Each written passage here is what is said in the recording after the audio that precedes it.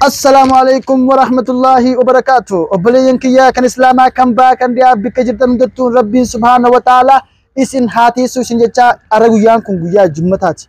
Guyyaa jummataa kana keessa sa'aat akka jiraa je ergamaan rabbii sallallahu alaihi wasallam sa'aat akkisan keessa ati yoonni fi gartee rabbii kadhatte yoo rabbiin gartee waa hundaa qasi ta'uu jaa ati naafuu gartee osoo ni fi gartee hayyaa fi qaama kee kana guutuurraa fayyaa qabdu gartee guyyaa tokkichaa tan keessa kanatti rabbi irraa khayrii barbaaddu hundaa akka yoddeessaa jechuudha. Kanaaf obboleettii yaatis fayyaa guutuu rabbii sii kanne fayyaa guutuu rabbii sii kanne tanaan gaa khayrii dalaguun dirqama waan ta'eecha ilminummaa namaatu addunyaa tanattu takkaffaa wanni dhufe ibadaa rabbiiti.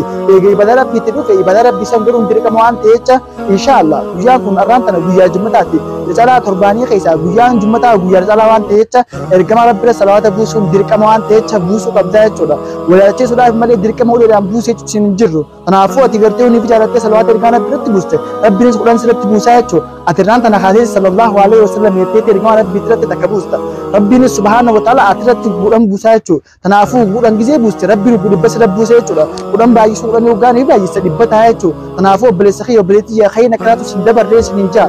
Kanaafuu duba gartee ati mee hoggaaniif waan takka salaamtaa namaan jette namni tokko gartee namaa tokko gizeeniif salaamtaa sin jee haalaan gammadaa jechuudha. Keessaa duba gartee gizeen yettee ergaa rabbi irratti buuste rabbiin subhaanahu wa ta'ala inni gartee salawaata sirratti buuste gammachuun ta'e hangam takka jechuudha. Kanaafuu rabbiin subhaanahu wa ta'ala salawaata inni sirratti buusuudhaa ture caala waan ta'echa rabbiin yoo takka buuste kudhan sirratti buusa salawaata buusuu qabda.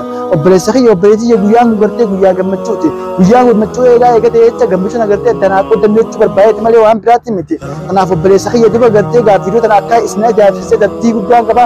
Kanaafuu inshallah gaa hanga sagantaa birootti walitti himutti abdii guddaan qabaan jaa.